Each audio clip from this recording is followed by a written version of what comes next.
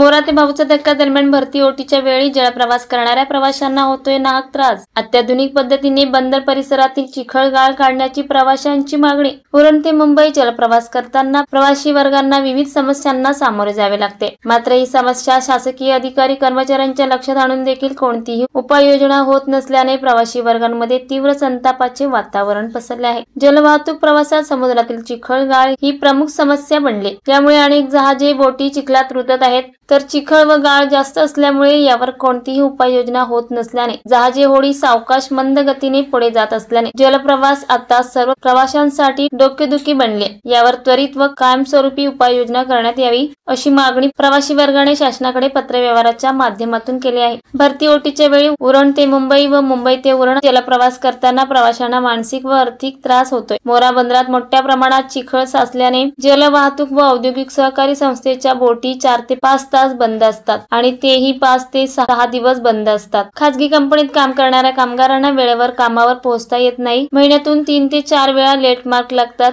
तसेच 1 ते 2 नाहक खाडे होतात। महिन्यातून 2दा अमावस्या व पौर्णिमेला बोटीचे वेळापत्रक बदलते। भाऊच्या धक्क्यावरून सुटलेल्या बोटी काही वेळा मोरा बंदरात चिखलात अडकतात। त्यामुळे वेळेवर पोहोचण्यासाठी प्रवाशांमध्ये व बोट चालकांमध्ये कधीतरी शाब्दिक वाद होतात। वेळापत्रक चुकल्याने बस ट्रेन मिळत नाही, जास्त खर्च करून खाजगी वाहनाने प्रवास करावा लागतो। अशा अनियमित वेळापत्रकामुळे नियमित प्रवास करणाऱ्या प्रवाशांना त्रास होतोय। तसाच त्रास आजारी व्यक्तींना, उच्च शिक्षणासाठी शहरात येणाऱ्या विद्यार्थ्यांना, वयोवृद्धांना, लहान मुलांना तसेच महत्त्वाच्या कामाला जाणाऱ्या सर्व प्रवाशांना त्रास होतोय, अशी माहिती प्रवासी दत्ता पोरो यांनी दिली। मोरा बंदराजवळचा चिखलगाळ नियमितपणे काढण्यात यावा, तोही अत्याधुनिक पद्धतीने काढल्यास जास्त चिखलगाळ राहणार नाही। अन्यथा बंदराची लांबी वाढवावी, जेणेकरून प्रवाशांचा थोडा मानसिक त्रास कमी होण्यास मदत होईल, अशी दत्ता पोरो यांनी कैफियत मांडली आहे। प्रवासी वर्गाने केलेल्या पत्रव्यवहाराची शासन कशा प्रकारे दखल घेते याकडे सर्वांचेच लक्ष लागून राहिले आहे।